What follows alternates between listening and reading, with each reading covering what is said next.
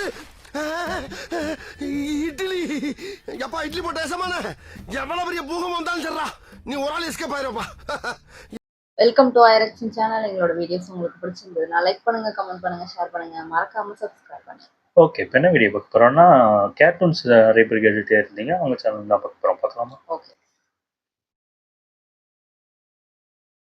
ரொம்ப வருஷம் கழிச்சு பார்க்குறோம்னு நினைக்கிறேன். ஆமா.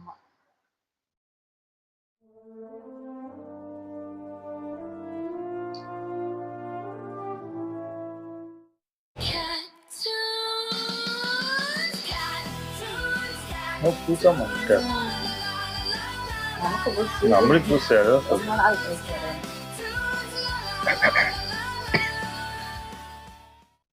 எங்கேயோ பிறந்து எதையோ தேடி எதுக்காகவோ எங்கெங்கேயோ ஓடி போகிறோம். ஏன் மாப்பிள்ள யார்ட்டையும் கடன் வாங்கி வச்சிருக்கியா? அட சும்மா இருங்க பாபா, சீரியஸாக பேசிக்கிட்டு இருக்கல. இதுதான் எங்கள் ஊர். யோ என்னையா சங்கு சங்க சக்கரமா வச்சிருக்காங்க? இதெல்லாம் எப்படியா ஊருக்கு பேரா வைப்பாங்க? ஸ்பூஃப் பண்ணும்போது உண்மையான ஊர் பேரை யூஸ் பண்ணக்கூடாது. பில்டப் பண்ணும்போது மட்டும்தான் யூஸ் பண்ணணும். அப்போதான் நமக்கு 4 சப்ஸ்கிரைபர்ஸ் கிடைக்கும். ஓஹோ சரி, அப்புறம் இதுதான் எங்கள் இட்லி கடை. வாவ், செம்மையா இருக்கு மாப்பிள்ள. ஆமா, பக்கத்துல இருக்க கூரை கொட்டாய் அது யார்ட்டு? யோ, அதுதான் எங்கள் இட்லி கடை. நானும் அதுதான் பார்த்துட்டு. இந்த இட்லி கடை தான் நான் சம்பாதிக்கிறதுக்கு முன்னாடி எனக்கு சோறு போட்டுச்சு. எது சோறு போட்டுச்சா? அப்ப இட்லி போடாத, அப்புறம் இதுக்கே இட்லி கடன் பேர் வச்சிருக்கீங்க? சோறு கடன் பேரை மாத்த வேண்டியதானே? சோறுகள் அட கொப்பே தடாடே, கொஞ்சம் சும்மாதான் இறையா.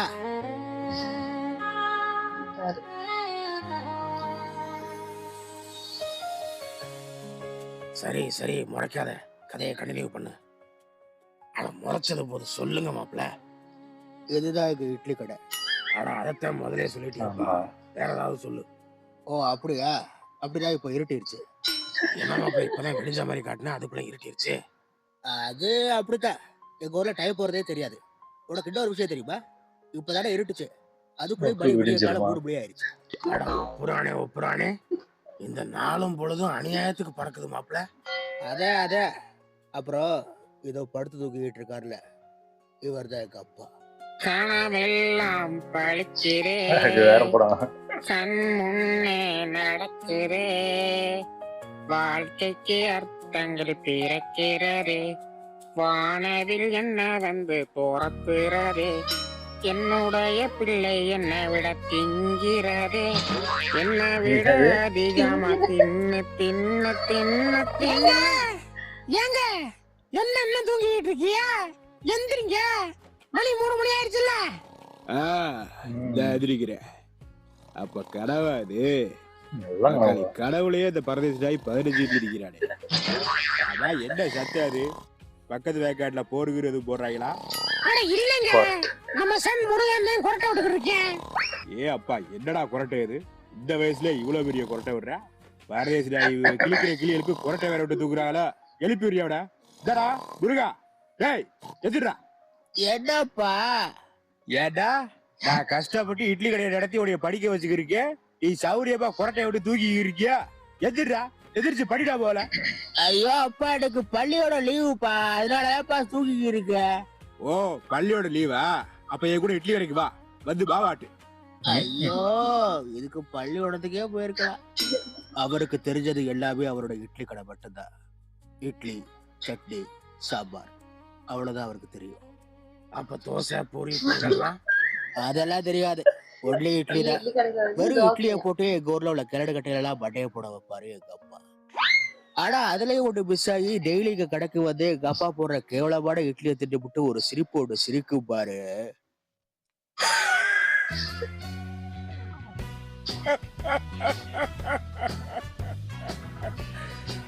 ஐயா சிவனேசா, இட்லி நொறுக்கிவிட்டாப்போ. நம்ம இட்லியவே இவ்வளவு ரசிச்சு ருசிச்சு திக்கிறாண்டா, இந்த பொண்டாட்டியெல்லாம் எவ்வளவு கேவலமா சமைக்க. இந்த இட்லியை சுட்ட கைக்கு ரோலெக்ஸ்ல வாட்ச் வாங்கி மாட்டினாதே சரியா இருக்கு. ஆமா, தின்ன இட்லிக்கு காசு கொடுக்கறதுக்கே வக்கு இல்ல, இதுல ரோலெக்ஸ்ல வாட்ச் வாங்கிட்டு விட்டுறாங்களாம். தின்னுட்டு எதிரா முதல்ல. எந்திரிக்கிறேன், ஆனா அதுக்கு முன்னாடி கொஞ்சோண்டு சாம்பாரை ஊத்து. ஆனா சாம்பாருக்கு சேர்த்த விட திங்கிறது 4 இட்லி, குடிக்கிறது 2 வாளி சாம்பார். ஆனா பேச்ச குறைச்சிட்டு வேலையா போறப்பா. அடுத்த ஆள் சாப்பிடுறது இல்லையா? எங்கடி மிச்சம் வச்சுல அடுத்த ஆள் சாப்பிடுறதுக்கு? இது சரி விட்டு வராது.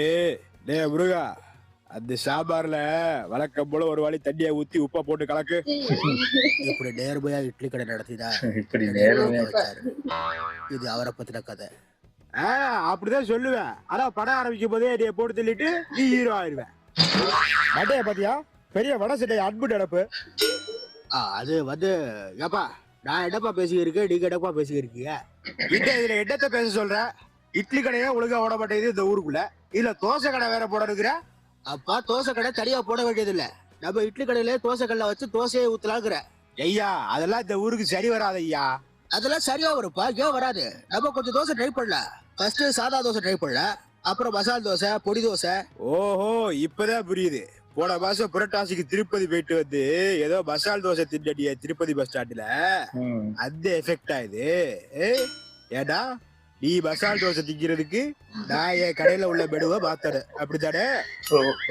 அப்படி சொல்லலப்பா, வெளியூர் வந்து பாருங்க உலகம் எப்படி போயிட்டு இருக்கு தெரியுமா? பீஸா, பர்கர், சாண்ட்விச்.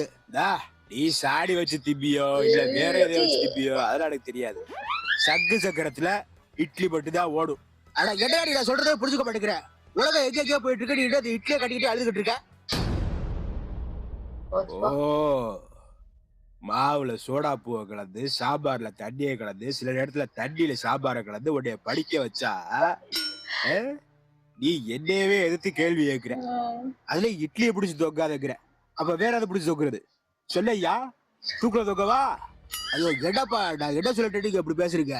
ஏடி உன் பிள்ளை இவ்வளவு கேள்வி கேட்கிறாரு, நீ ஏதாவது பேசுறியா? கப்புடு வாயிருக்க. என்ன எதுவும் பசைய கிசையா அள்ளி தின்னுட்டியா? இல்லங்க, இந்த பையன் இந்த சீன்ல எனக்கு டயலாக கொடுக்கலங்க. ஓ அதுக்குதான் அமைதியா இருக்கியா? வரேஷ் பெத்த தாய்க்கு ஒரு டயலாக் கொடுக்கல, நீ எல்லாம் அப்புறம் அவளை கடைசி காலத்துல வச்சு காப்பாத்த போற. நான் பட்டையை போட்டேன்னு வை, அடுத்த நாளே நீடு பட்டையை போட்டுரு. கடைசி காலத்துல நம்ம புள்ள நம்மள பாத்துக்கிறேன், ஏதாவது செய்வே நினைக்காத, ஒரு அளவு செய்ய மாட்டியா? சரிங்க. ஆமா இந்த பையன் அதுக்கு மாட்டுக்கு வக்கேலி போறதுக்கு பேண்ட் சட்டை மாடி நிக்கிறேன், அதுவும் இன் பண்ணிக்கிட்டு. அது வேற ஒண்ணும் இல்லடி, இந்த சீன்ல சாரு வந்து படிச்சவர்னு காட்டிக்கிறதுக்காண்டி இந்த காஸ்டியூம் நடிக்கிறாப்ல. ஐயோ சரிப்பா, முடிவா என்னதான் சொல்றீங்க? தோசை போட முடியுமா முடியாதா? ஆனா யாராவே தோசை தோசைன்னு உயிரை வாங்குற? ஏய் என் கடையில என்னைக்குமே தோசை போட முடியாது, அவ்வளவுதான். ரொம்ப சந்தோஷம், நான் சென்னை கிளம்புறேன். நீ சென்னைக்கு கிளம்பு இல்ல பண்ணைக்கு கிளம்பு, என் வீட்டு திண்ணைக்கு மட்டும் வராத. எப்படி நம்ம ரைமிங்கு? நைஸ்ங்க. இப்படித்தான் எங்க வீட்டுல இருந்து சென்னைக்கு போய் அங்க 4 பேர் காலை பிடிச்சு 10 பேர் இந்த இடத்துக்கு வந்திருக்கேன். Wow, what a inspirational story மாப்ள. இந்த திறமைக்கு தான் என் மகளை உனக்கு கல்யாணம் பண்ணி கொடுக்க நான் சம்மதிச்சேன். இல்லனாலும் இந்த இடத்துக்கு உன் மகன் என்ன எழுத்துட்டு ஓடிருப்பா. அதுவும் வாஸ்தவம் தான். இருந்தாலும் எதுக்கு நெகட்டிவா பேசிக்கிட்டு? சார் வணக்கம், ஒரு பேட் நியூஸ். ஏலவு இப்பதான் நெகட்டிவ் நியூஸ் பேசக்கூடாதுன்னு சொல்லிட்டு இருக்கேன், அதுக்குள்ளே நெகட்டிவ் நியூஸோட வரேன். என்ன ஆச்சு? ஒண்ணுமில்ல சார், எல்லாம் நீங்க பெற்று வச்சிருக்கீங்களே ஒரு மலை மாடு. என்ன பேசிக்கிட்டு இருக்க? யாரை பார்த்து மலை மாடுங்கிற? அவன் என் செல்ல குட்டிடா. அது சாரி சார், தெரியாம வாய் தவறி எப்படா கூப்பிட போச்சு? சரி விடுங்க சார், அதான் தெரியாம சொல்லிட்டு இருக்கிறாருல. இல்ல மாப்ள, ஹீஸ் மை ஒன்லி சன். என்னோட ஆஸ்தி, அதிகாரம், அந்தஸ்து, சொத்து எல்லாமே அவனுக்கு தான். ஐயா அப்போ பொண்ணுக்கு சொத்துல பங்கு இல்லையா? அப்போ இந்த கல்யாணம் நடக்காது, ரிஜெக்டட். ஐயோ இல்ல மாப்ள, இது வேற விஷயம், நான் அப்புறம் சொல்றேன். டேய் இனிமே என் மயனை மலை மாடுன்னு சொன்னேன், தூக்கி போட்டு கிழிச்சுவேன். அட விடியா, அதே சொல்லிக்கிட்டு இருக்க. அட எரும மாடுன்னு சொல்லியிருந்தா கூட பரவாயில்ல மாப்ள, மலை மாடுங்கிறேன். அட 130 தடவை சாரி சார், போதுமா? அப்படி வா வலிக்கு. சரி இப்ப சொல்லு, என்ன மேட்ரு? உங்க மயனை தேடி போலீஸ் வந்திருக்காங்க சார். எரும மாடு இன்னைக்கு என்ன 7:30 கூப்பிட்டுச்சு? ஏதோ ஒரு முக்கில் உட்காந்து 3 சீட்டு விளாண்டுருக்கேன். போலீஸ்காரன் போய் கேட்டதுக்கு பப்ளிக் அவன் பலூன் மாதிரி ஊதி அவன் மூஞ்சிலே உடச்சிருக்கேன். அதுல கடுப்பான போலீஸ் உங்களை தேடி வந்திருக்காங்க. ஐயோ முருகா முருகா. என்ன சார்? ஒன்னும் இல்லையா, அந்த முருகரை கூப்பிட்டேன். சரி இப்ப என்ன சார் பண்ணலாம்? வழக்கம் போலதான் அந்த போலீஸ் கேட்கறத கொடுத்து விடு, அப்புறம் அந்த பரதேசி நாயை உள்ள வர சொல்லு. Okay sir. சபா, இவனை வச்சுக்கிட்டு என்னதான் பண்றது முருகன்? பேசாம அந்த நாயை கொண்டுலாம் சார். கொள்ளலாம், ஆனா ஹீஸ் மை செல்லக்குட்டி முருகன். அவ்வளவு சீக்கிரம் அந்த முடிவை என்னால எடுக்க முடியாது. டாடி இதோ வந்துச்சு பாத்தியா என் செல்லக்குட்டி ஆஸ்வின்.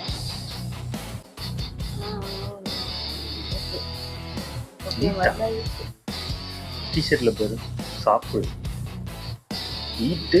அஸ்வின், ஸ்லீப்பு. என்ன இதெல்லாம் திரும்ப திரும்ப இதான் வேலையா உனக்கு? டாட், நான் எந்த தப்புமே பண்ணல. ஃப்ரெண்ட்ஸோட சேர்ந்து கார்ட்ஸ் விளாண்டுக்கிட்டு இருந்தோம். அதுவும் ஒரிஜினல் கார்டு கூட கிடையாது, பழைய WWE கார்டு. ஓஹோ. ஆல்மோஸ்ட் என்கிட்ட உள்ள எல்லா கார்ட்ஸையும் பிடிங்கி என்னை தோக்கடிக்க பார்த்தாங்க. ஆனா கடைசியா என்கிட்ட ஒரே ஒரு கார்டு இருந்துச்சு, அதான் பிக் ஷோ கார்டு. தக்காளி வெயிட் 510 சொல்லியே மற்ற எல்லா கார்ட்ஸையும் பிடிங்கிட்டேன். ஆனா அந்த நேரம் பார்த்து போலீஸ்காரன் வந்து பிரச்சனை ஆயிடுச்சு. ஓ வாட் அஸ்வின், என்ன இதெல்லாம்? அதைத்தான் இங்கிலீஷ்ல கேட்டல, அப்புறம் என்ன திரும்ப தமிழ்ல கேட்குற? அது வந்து நம்மலாம் பணக்காரங்க இல்ல, ஸோ இப்படிதான் அடிக்கடி இங்கிலீஷ் பேசணும், அப்பதான் ஆடியன்ஸ் நம்புவாங்க. ஓ ஆமாங்க, that's right. Okay leave it. எப்பதான் அஸ்வின் திறந்த போற? லுக் அட் முருகன், எவ்வளவு பொறுப்பா இருக்காரு, இந்த கம்பெனிக்காண்டி எவ்வளவு வேலை பார்க்கறாரு. நீ பார்க்க வேண்டிய வேலையை சேர்த்து அவர் பார்த்துக்கிட்டு இருக்காரு. இன்ஃபேக்ட் சொல்ல போனா உன்னோட எல்லா வேலையும் அவர் தான் பார்க்கறாரு. ஓ அப்படியா? நல்ல வேலை இன்னும் கல்யாணம் ஆகல. வாட்? இல்ல, கல்யாணம் ஆகிறதுக்கு முன்னாடியே உங்களை இப்படி மயக்க வச்சிருக்கானே, ஒருவேளை இவனுக்கு என் தங்கச்சிக்கு கல்யாணம் ஆயிடுச்சுன்னா எப்படியெல்லாம் உங்களை மயக்குவேன். Ashwin is going to be your மச்சான். பார்த்து பேச. ஆமா மச்சான், மச்சானாவது நொச்சானாவது. Ashwin what is this? என்ன இதெல்லாம்? திரும்பவுமா இப்படி கொஞ்சம் கூட மரியாதையே இல்லாம மச்சானாவது நொச்சனாவதுங்கிறியே, பதிலுக்கு அஸ்வினாவது குஸ்வினாவதுன்னு சொன்னா அவனால தாங்க முடியுமா? ஐயோ, அவன் சொல்றானா இல்லையா, எல்லாத்தையும் நீயே சொல்லிடு. நீ எல்லாம் ஒரு டேடி, உனக்கு வெள்ளையா ஒரு தாடி. கருமம் கருமம், நான் கோச்சுக்கிட்டு போறேன். ஐயோ அஸ்வின் இருப்பா, செல்லக்குட்டி கோச்சுக்காத. அவன் கோச்சுக்கிட்டேங்கிற, அப்புறம் கோச்சுக்காதங்கிற, நான் போறேன். பாத்தியா முருகன், என்ன சொன்னாலும் கோச்சுக்கிறேன். நீங்களே அவனுக்கு செல்ல கொடுத்து தரதுல ஆக்கிட்டு இன்னைக்கு கோச்சுக்கிறான்னு ஃபீல் பண்ணா எப்படி சார்? அதாவது முருகன், எல்லாருக்கும் பொண்ணுங்களை தான் பிடிக்கும், ஆனா எனக்கு பசங்களை தான் பிடிக்கும். ஓ வாடவில்லா சார் நீங்க? ஐயோ அப்படி இல்லப்பா, எல்லா அப்பனுக்கும் வந்து பொம்பளை பிள்ளைகளை தான் பிடிக்கும், ஆனா எனக்கு என்னோட சன்னை தான் பிடிக்கும். அதனாலேயே அவன் மேல பாசத்தை கொட்டி கொட்டி வளர்த்தேன். ஏன் இன்னைக்கு நான் செத்தா கூட என் சொத்து பூரா அவனுக்கு தான் போய் சேரும். ஓ அப்ப நான் சந்தேகப்பட்டது சரியா போச்சு. இவன் பொண்ணு பேர்ல ஒரு சொத்து கூட கிடையாது. இதை கல்யாணம் பண்ணிக்கிட்டு சும்மா சுத்துறதுக்கு பேசாம ஊர்ல அப்பா பார்த்த பணக்கார பொண்ணை கல்யாணம் பண்ணிக்கிட்டு சந்தோஷமா இருக்கலாம். ஐ போன் கூட அடிக்குது, நல்ல சகுனம். ஹலோ அம்மா சொல்லுமா. ஐயா, உங்க அப்பா மண்டைய போட்டாரியா. கிழிஞ்சிச்சு.